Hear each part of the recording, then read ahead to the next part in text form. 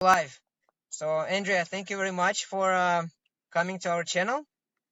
I have 1,000,003 questions for you. Why don't you introduce yourself? Because I'm really bad at introductions and stuff. I mean, you are a child psychologist, I understand, and you have a PhD, and you have some books. So, can you just say a few hmm words about yourself and your Yeah, work? so my name is Dr. Andrea Mata, and I am a clinical child psychologist. So I have a PhD in clinical child psychology. I was a professor for 9 years at a small private university in Northwest Ohio. And then I decided that I didn't really want to do that anymore. So I decided to quit a position that I could never be fired from. Some people think I'm a little bit crazy, but I don't think so. Because I wanted to live out my life's mission of what I say fortifying families. I want to be able to teach people individual coping skills, relationship skills, and teach parents parenting skills. And so I went into private practice, and that's what I'm doing now. I see clients, individuals, couples, families for about 20 hours a week. And then right now I'm actually working on a parenting book called The Number Two Parenting Book that's supposed to be out late fall of 2023. So I'm super excited about that. Is the And number one additionally, is the number one parenting book out? uh, Well, no, the number one parenting book is not out, but the reason why I called it the number two parenting book is because the subtitle will be something along the lines of it's practical parenting tips and the time that it takes you to poop. So that's why I have like the number two parenting book. Nice. Cool.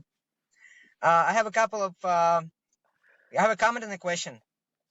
Comment is that I Okay. think to be a good psychologist, you have to be a little crazy, right? You have to be relatable, right? So I cannot see how you can be a good. Uh, That's just a comment. It's meant to be a little funny. I don't know. So, so I'm not sure if it's uh There another. is there is a big like this idea that a lot of people who go into clinical psychology, they go into clinical psychology because they're trying to figure out their lives. And that wasn't necessarily like my case. I think that's the case for other people, but it wasn't my case. For my case, because my brother was murdered when I was 11, and fast forward 2 years, the judge did not sentence the murderer to death because the murderer had had a rough life, like a rough childhood.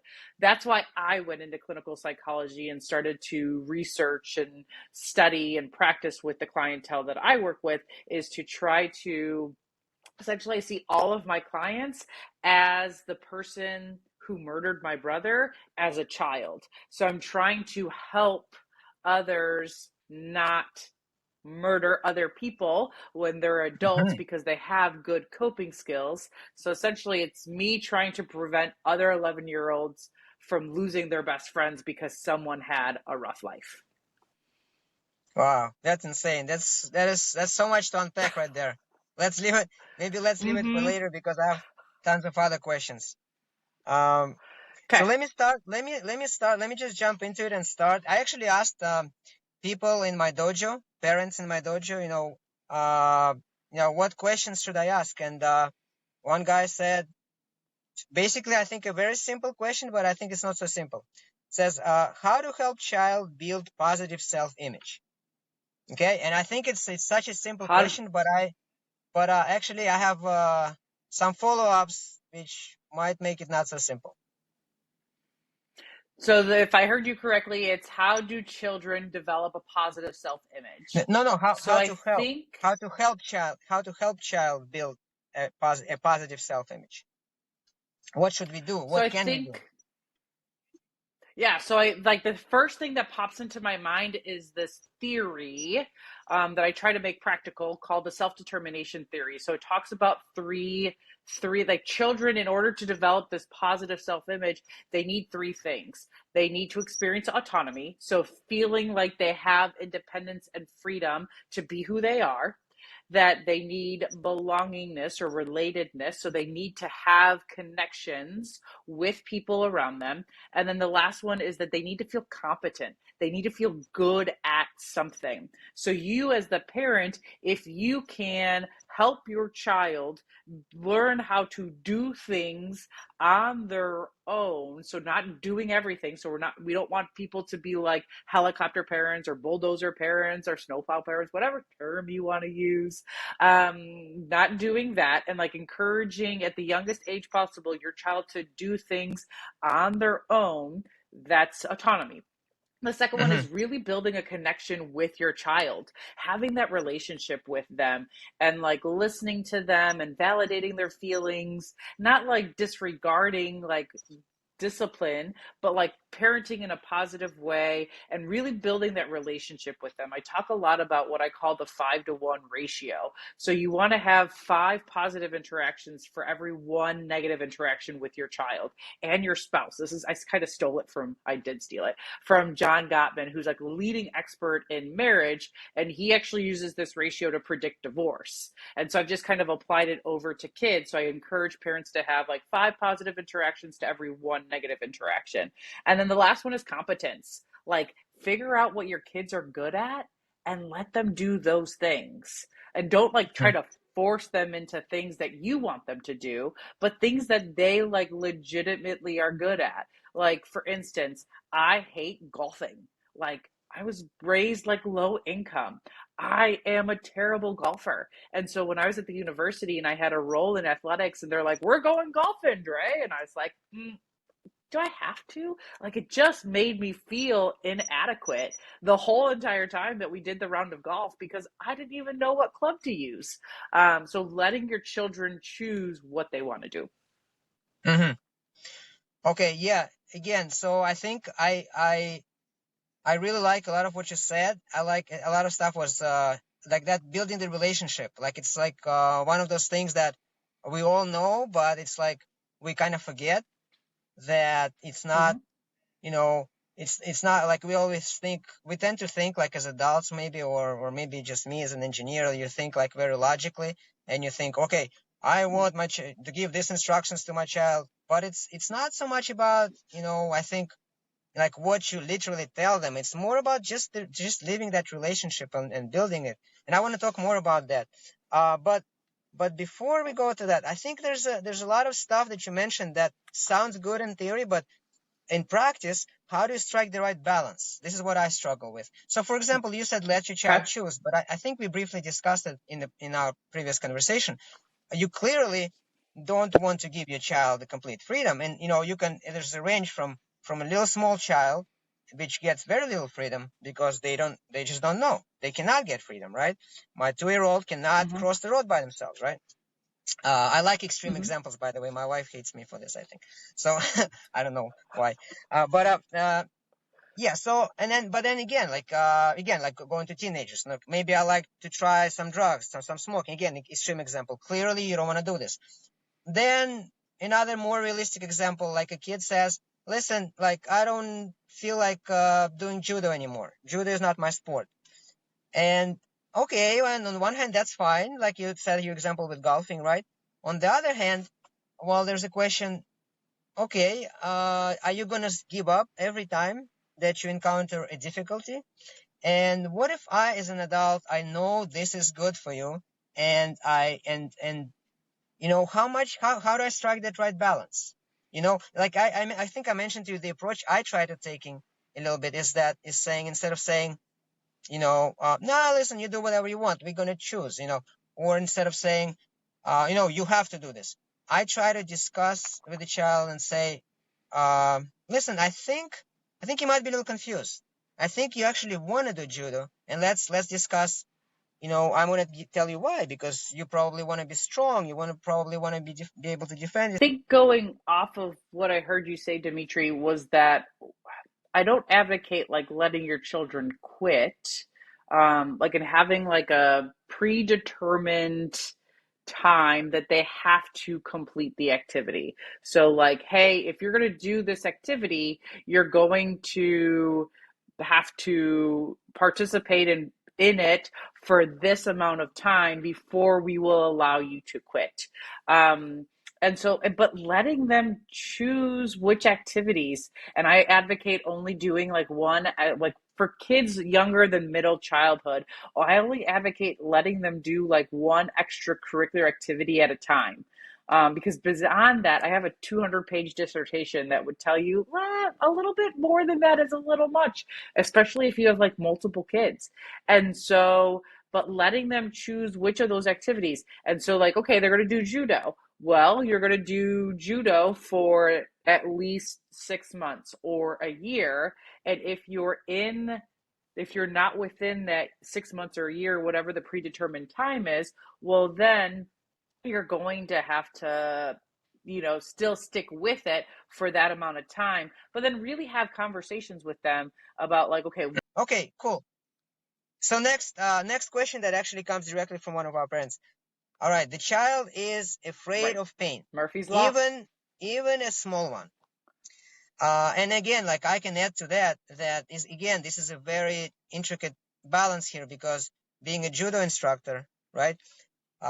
Judo is fun, it's great, everything is good for you, but it is very difficult, and it does involve pain sometimes, and you do get hurt almost inevitably, a little bit, hopefully not big injuries, but a little bit hurt. And I try to tell the kids, I try to take the Mm-hmm. attitude myself and tell the kids, listen, pain is actually good for you. Try to take that attitude. It's actually good for you. It's a teacher. Some of my kids actually say that it's a teacher. So yeah. So how do you approach that? How do you teach the child, or not? I don't know. What do you do? I think so. I'd really tease apart pain versus anxiety or being scared, because they might think that it hurt, but the same. I guess as I'm thinking through it, like pain and anxiety are so similar, because what a lot of people don't realize about anxiety is that it's transient. It comes and it goes. And so a lot of the time, one of the most empirically supported treatments for childhood anxiety is giving them coping skills, teaching them coping skills, having them practice those coping skills, and then putting them into situations that actually make them anxious so that they can like feel and watch and observe how their anxiety is going to like peak, and then it's going to naturally come down. Now, pain, I've been told that I have a low pain tolerance. But like I think it's the same thing, like something will peak, but then the longer that you sit in that pain, it becomes more tolerable. I kind of think about it with like ice baths, right? If you sprain your ankle, you stick your foot in, and it seems unbearable for 2 minutes, but then after that you're like your ankle just goes numb, and then you're fine for the rest of the 5 minutes. And I was actually reading a book recently titled Built to Move by Dr. Kelly Starrett, and they actually just got to the pain. They were talking about pain, and they were talking about how like if you can breathe through the pain, like Lamaze class, like pregnant women, right? That I've taken the attitude that a lot of it's really important, not so much the pain itself, but our attitude towards pain, right? So first of all, this is the attitude I take, first of all, for myself, right? As somebody said, pain is inevitable, but suffering is optional. mm-hmm, Somebody said that, and it's stuck in my mind.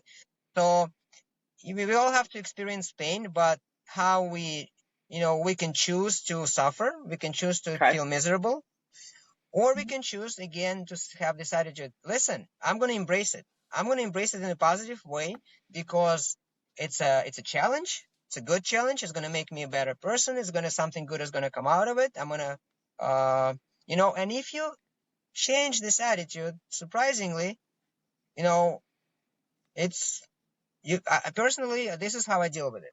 I cannot say the pain goes away, but surprisingly, by changing the attitude, you almost come to enjoy it.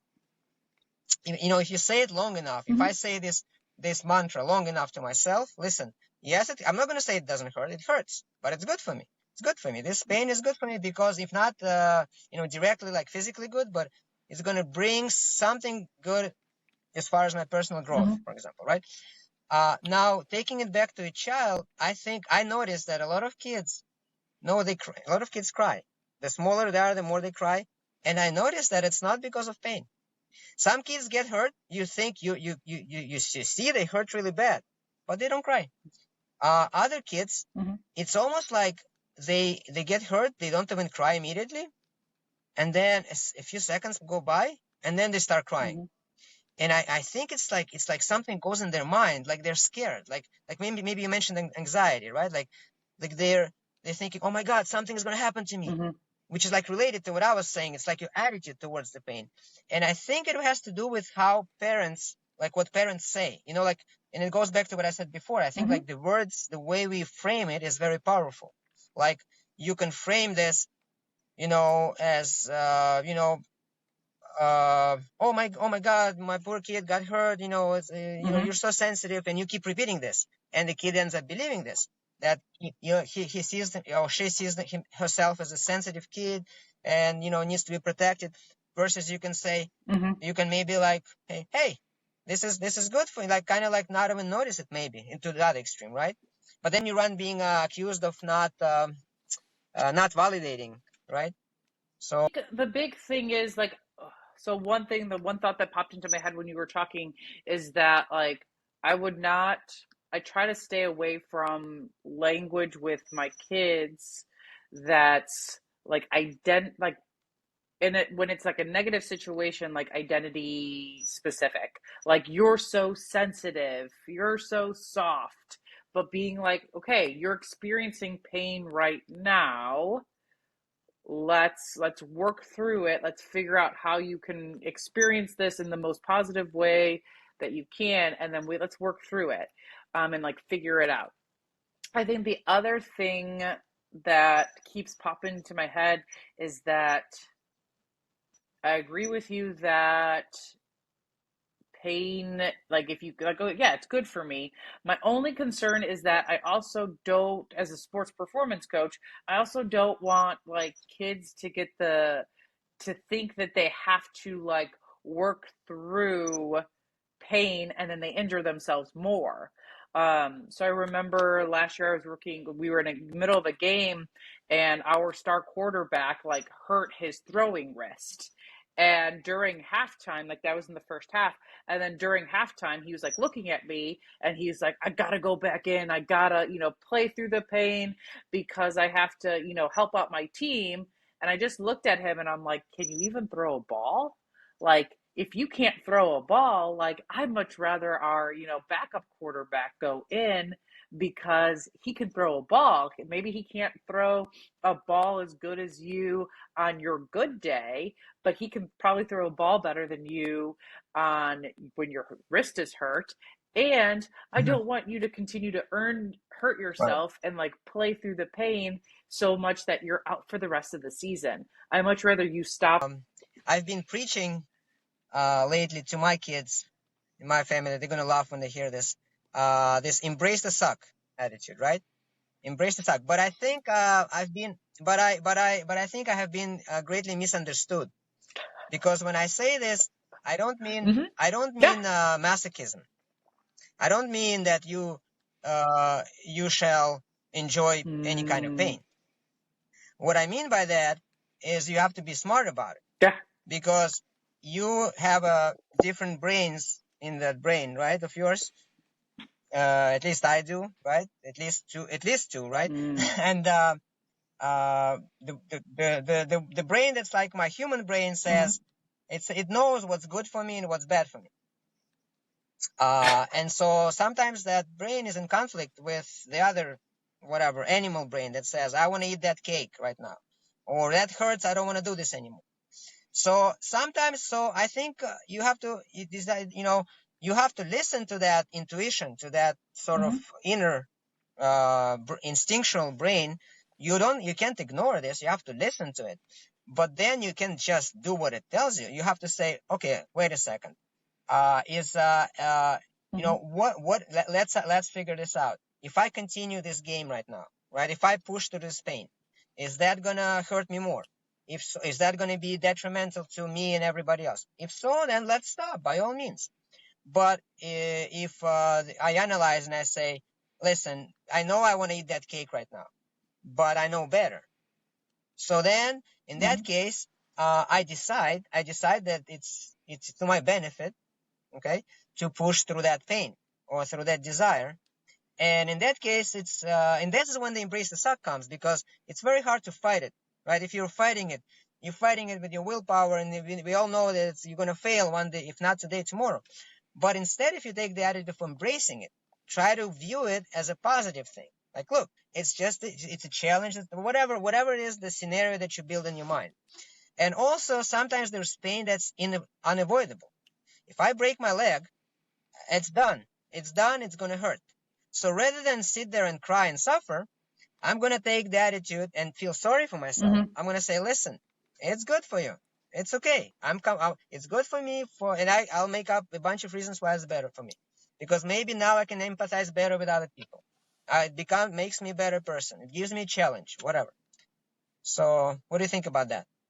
With like the embrace the suck, and I use that phrase because to me Mm-hmm. that it's like uncomfortableness. Like if you're uncomfortable, if something's making you uncomfortable, then yes, by all means embrace the suck.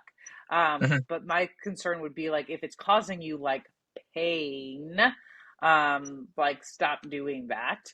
But then like yeah, I can see where it's like yeah, you're gonna come better. Like okay, so you broke your leg, how can we, instead of like adopting like a victim mentality and like laying on the floor and being like oh it's me, like how can you become stronger during this time of your rehabilitation so you We're gonna cut this off for now, I guess. And you probably can't even hear what I'm saying right now. But thank you, and I hope you are kind enough to come again, and I will try to make sure I have a better connection next time. Maybe a Wi-Fi would work better.